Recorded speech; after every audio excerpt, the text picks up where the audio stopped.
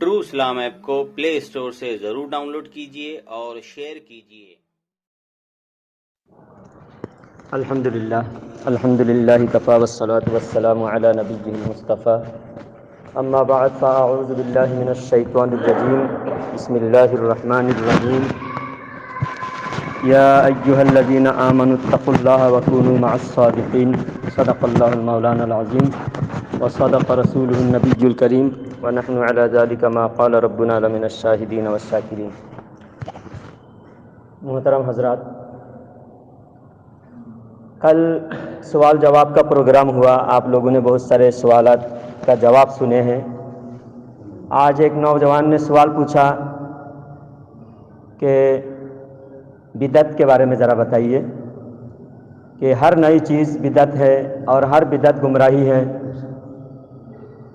اور یہ بول کر بہت سارے لوگوں کو دھوکہ دیا جاتا ہے، حالانکہ یہ اگر قانون مان لیا جائے ان کا، جو لوگ کہتے ہیں ہر بدعت گمراہی ہے،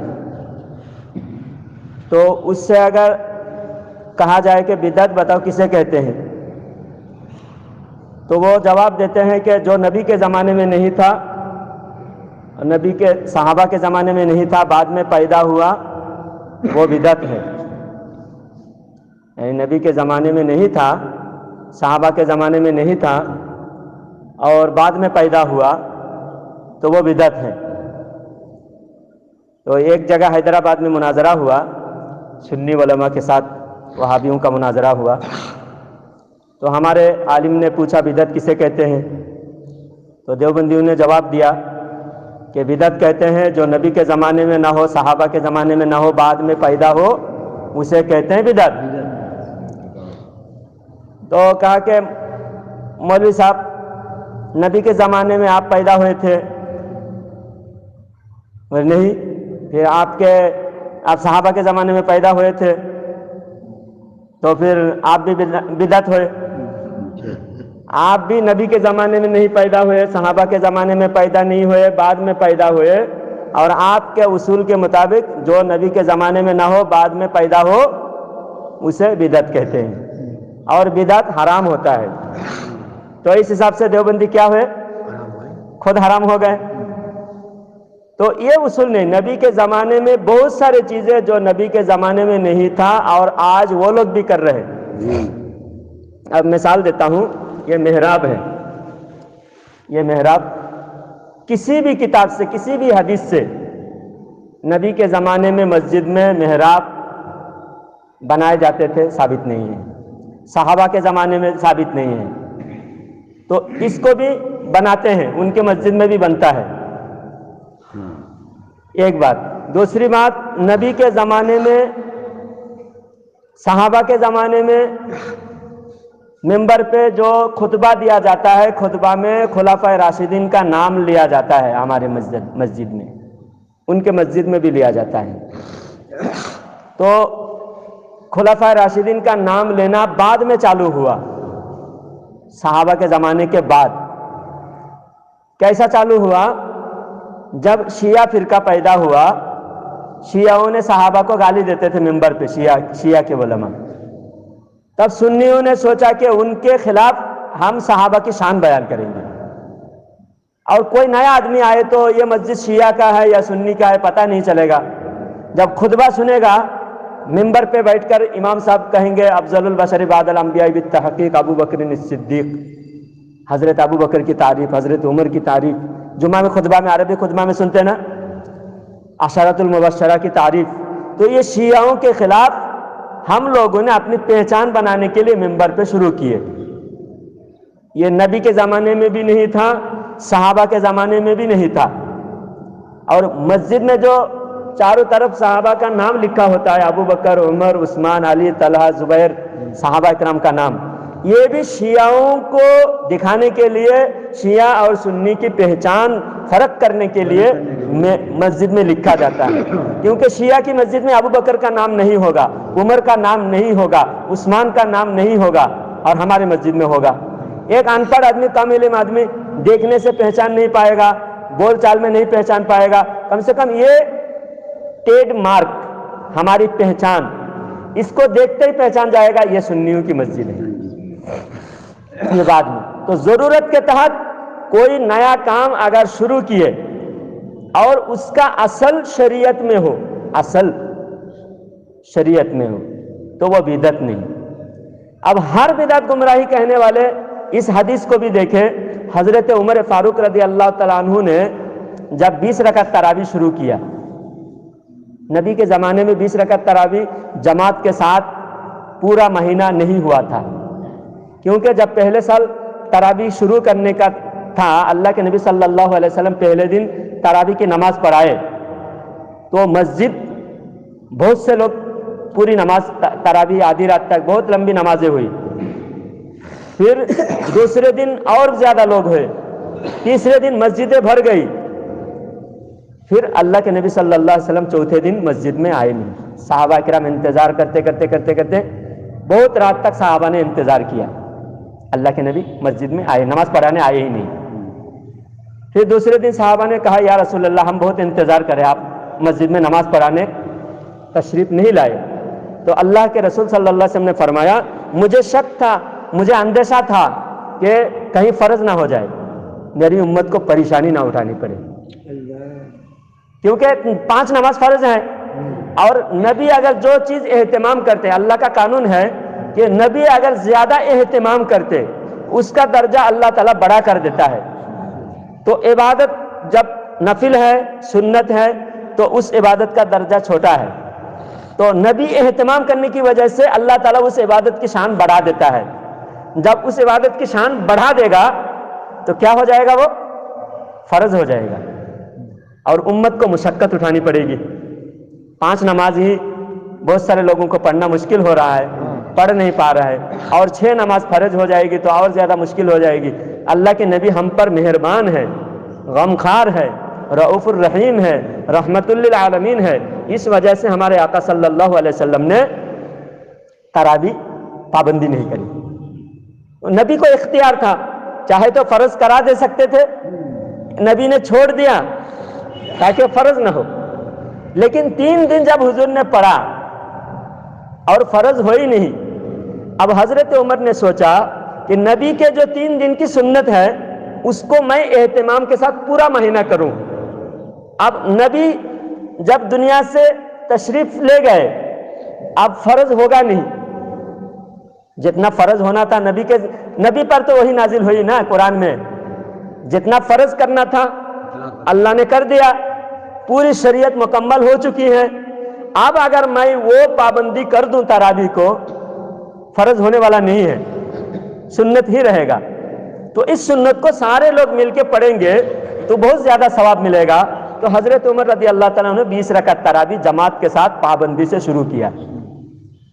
تو جب شروع کیا تو صحابہ اکرام میں سے کچھ نے عرض کیا، کچھ صحابی نے، بعض صحابہ نے پوچھا حضرت عمر سے یہ تو بدعت کر رہے ہو، آپ نبی نے شروع نہیں کیا، آپ کیوں شروع کر رہے ہو؟ آج کل پوچھ رہے لوگ، ایسا ہی پوچھے تو اب حضرت عمر جواب دیتے ہیں، جو جواب آج ہم دیتے ہیں وہی جواب حضرت عمر دے رہے، فرما رہے ھذہ بدعۃ حسنہ، یہ تو اچھی بدعت ہے۔ آپ بولتے ہیں ہر بدعت گمراہی ہے، حضرت عمر کہہ رہے اچھی بدعت بھی ہے۔ حضرت عمر کیا فرما رہے ہیں؟ ہر بدعت نہیں، ہر بری بدعت گمراہی ہے، لیکن اچھی بدعت گمراہی نہیں ہے۔ حضرت عمر خود فرما رہے ہیں یہ تو اچھی بدعت ہے، نبی کے زمانے میں نہیں تھا، لیکن میں شروع کر رہا ہوں، اور یہ اللہ کے نبی کی حدیث سے 3 دن ثابت ہے، میں پورا مہینہ کر رہا ہوں، تو بدعت نہیں ہو رہا ہے بلکہ اچھا ہو رہا ہے، ضرورت ہے یہ۔ تو اچھی بدعت حدیث سے ثابت ہے، تو اس سے یہ ہوا کہ ہر بدعت گمراہی نہیں ہے۔ اب ان لوگوں کو کیا، جہاں ان کو دنیاوی فائدہ نظر آتا ہے تو وہاں ان کو بدعت دکھتا نہیں، وہاں ان کے ہر قانون کا خون کرنے کے لیے تیار ہے، ہر قانون کو ٹھکرانے کو تیار ہے۔ جہاں پر دنیا کا فائدہ ان کو نظر نہیں آتا، جہاں مسلمان ایک جٹ ہو کر کوئی نیک کام کرتے ہیں تو ان لوگوں کو وہاں مسلمانوں کو توڑنے کے لیے، مسلمانوں کو آپس میں لڑانے کے لیے ان کو بدعت نظر آتا ہے۔ جیسا مثال دیتے ہیں،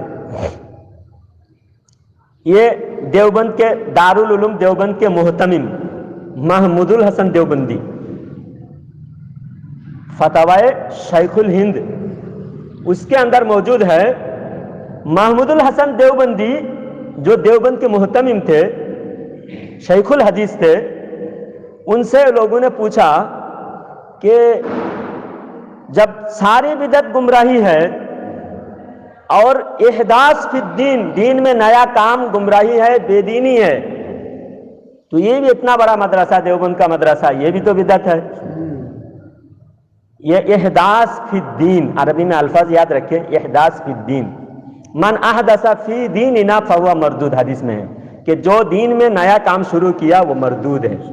تو اسی سے یہ الفاظ اس نے بیان کیا، پوچھنے والے نے پوچھا احداث فی الدین آپ کہتے ہیں شریعت میں جائز نہیں ہے، احداث فی الدین، دین میں نیا کام جائز نہیں ہے، تو یہ اتنا بڑا مدرسہ یہ بھی تو نیا ہے۔ تو محمود الحسن دیوبندی نے کہا نہیں، اللہ کے نبی نے صحابہ کی تعلیم کے لیے، صحابہ کو دین سکھانے کے لیے اصحاب صفہ کا چبوترا تھا، وہاں پر صحابہ دین سیکھتے تھے، تو یہ بھی دین سیکھنے کا ایک مدرسہ ہے، چبوترا ہے۔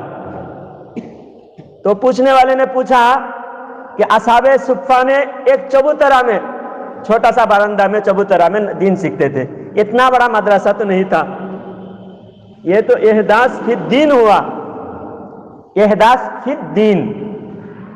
تو محمود الحسن دیوبندی نے جواب دیا کہ یہ احداث فی الدین نہیں ہے، احداث للدین ہے۔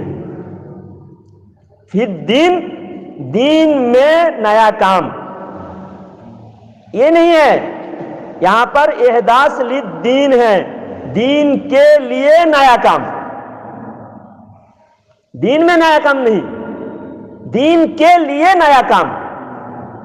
ہم بھی کہتے ہیں کہ ہم دین کے لیے ہی نیا کام کرتے ہیں، دین کے لیے، اور جو دین کے لیے ہوتا ہے وہ بھی دین ہی ہوتا ہے۔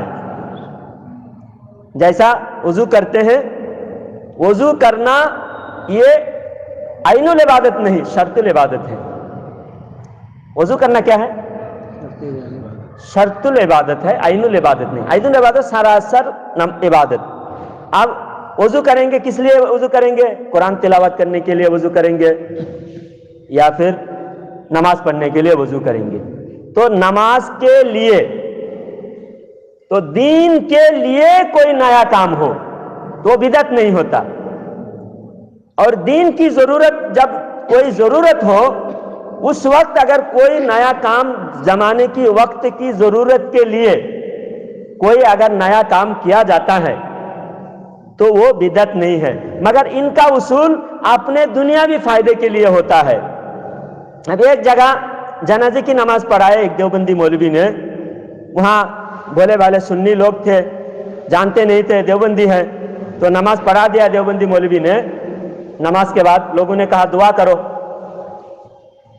جنازے کی نماز کے لیے، نماز ہونے کے بعد میت کے سامنے دعا کرتے ہیں، ہم لوگ فاتحہ پڑھتے دعا کرتے ہیں، لوگوں نے کہا دعا کرو مولانا، تو وہ دیوبندی نے کہا نہیں، دعا کرنا جائز نہیں ہے، کہیں سے حدیث قرآن سے ثابت نہیں ہے، جنازے کی نماز کے بعد دعا کرو۔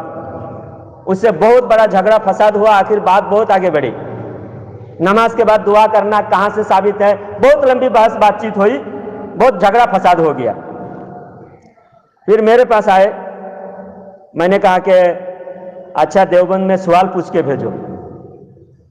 دیوبند میں سوال پوچھا گیا، آپ جو ہے دیوبند کا جو آن لائن سوال جواب ہے، آن لائن سوال جواب میں ڈھونڈیں گے کہ عید کے نماز کے بعد دعا کرنا جائز ہے یا نہیں۔ تو پوچھنے والے نے پوچھا، سوال پوچھا دیوبند میں کہ عید کے نماز کے بعد دعا کرنا جائز ہے یا نہیں۔ تو اگر ناجائز کہہ دے، کیونکہ عیدگاہ میں نماز ہونے کے بعد لوگ دعا کے انتظار میں بیٹھے رہتے ہیں، ان کو انتظار کرایا جاتا ہے، جب انتظار میں بیٹھے رہتے ہیں مولانا صاحب کا رومال پھرتا ہے، رومال میں پیسہ ملتا ہے، نذرانہ ملتا ہے مولانا کو۔ اب اگر کہہ دیں گے، وہ بھی فتویٰ دیتا ہے دیوبند سے، دیکھتا ہے ہمارے سارے مولاناؤں کو کہیں نقصان تو نہیں ہو رہا ہے۔ اب جنازے کی نماز کے بعد دعا کرنا حدیث سے ثابت نہیں ہے، صحابہ نے نہیں کیا، اللہ کے نبی نے نہیں کیا، قرآن میں نہیں ہے، حدیث میں نہیں ہے، ابو حنیفہ کی کتاب میں نہیں ہے، کہیں بھی نہیں ہے دعا کرنا۔ کہاں؟ جنازے کی نماز میں، کیونکہ جنازے کے بعد رومال نہیں پھرتا نا، جنازے کے بعد پیسہ نہیں ہوتا، عید کے بعد پیسہ ہوتا ہے۔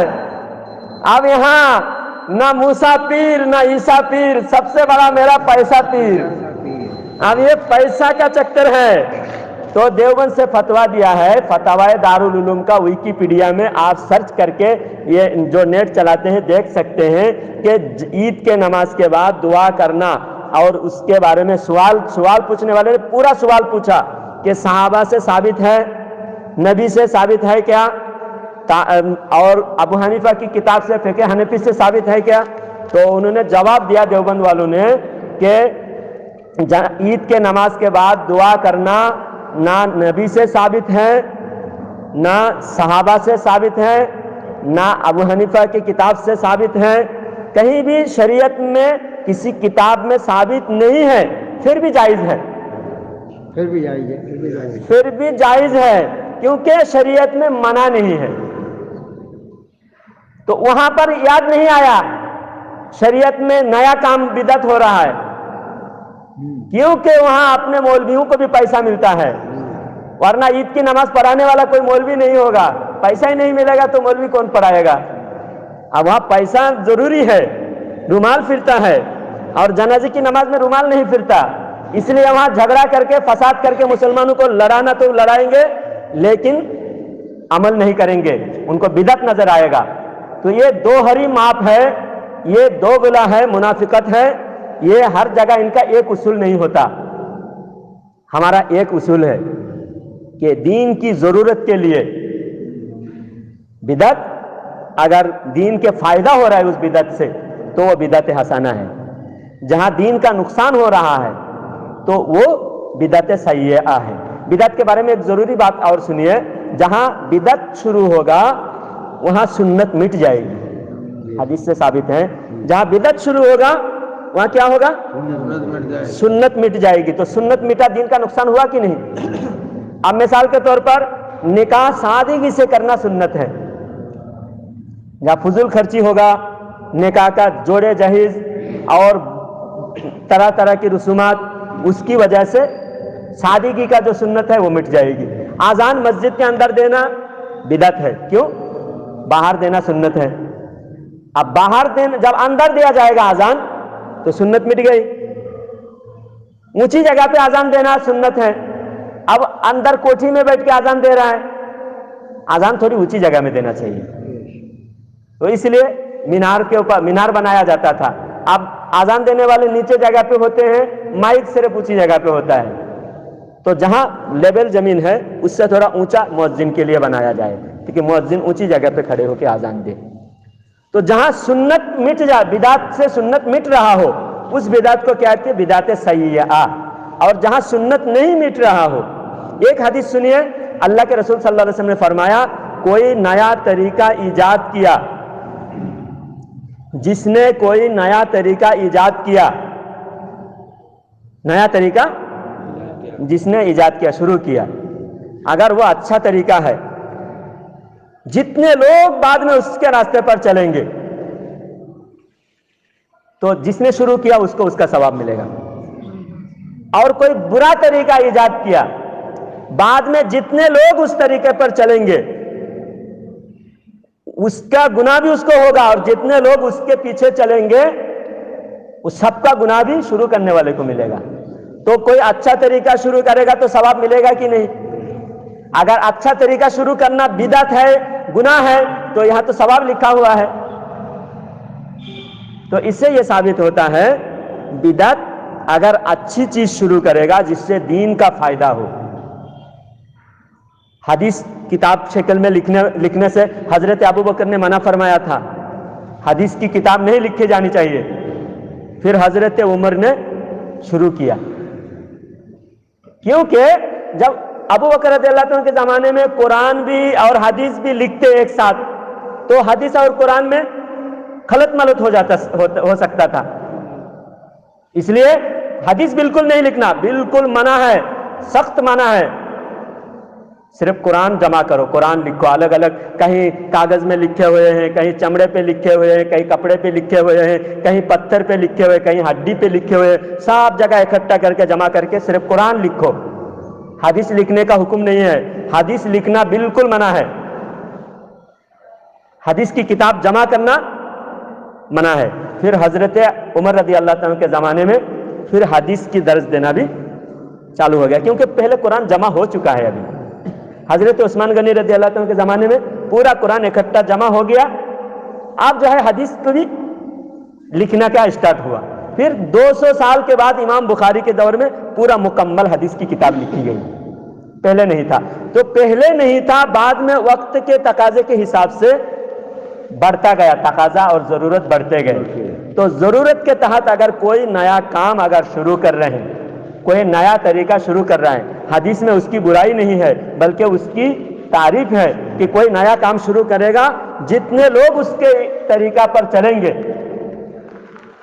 شروع کرنے والے کو اس کا ثواب ملے گا. اب اعلیٰ حضرت نے سلام پڑھنا اسٹارٹ کیا. اب ہم مصطفیٰ جان رحمت پہ لاکھوں سلام ہم پڑھتے ہیں. شروع کس نے کیا؟ اعلیٰ حضرت نے. تو ثواب اعلیٰ حضرت کو شروع کرنے، سارے سلام پڑھنے والوں کا ثواب اعلیٰ حضرت کو ملے گا. اب اعلیٰ حضرت نے شروع کیا، قرآن حدیث میں نہیں ہے کیا؟ قرآن میں خود ہے. اللہ پر درود پڑھتا ہے، نبی پر اللہ درود پڑھتا ہے، فرشتے پڑھتے ہیں. آئے ایمان والوں تم بھی درود پڑھو اور خوب سلام بھیجو. اللہ نے خوب سلام بھیجنے کا حکم تو دیا، طریقہ نہیں دیا. جیسا چاہو ویسا سلام پڑھو، لیکن اعلیٰ حضرت نے ایک احسن طریقہ، آسانی کے ساتھ سلام پڑھنے کا رواج دیا. تو اعلیٰ حضرت کو سلام پڑھنے کا ثواب ملے گا. جتنے لوگ پڑھیں گے اس کے ثواب بھی اعلیٰ حضرت کو ملے گا سلام پڑھنے کا. اللہ تعالیٰ سے دعا ہے کہ اللہ تعالیٰ ہم سب کو بری بدعت سے بچنے کی توفیق عطا فرمائے اور اللہ والوں کے نقش قدم پر چلنا ہمیں نصیب فرمائے. سبحان ربک رب العزت عما یصفون وسلام علی المرسلین والحمد للہ رب العالمین بحق لا الہ الا اللہ.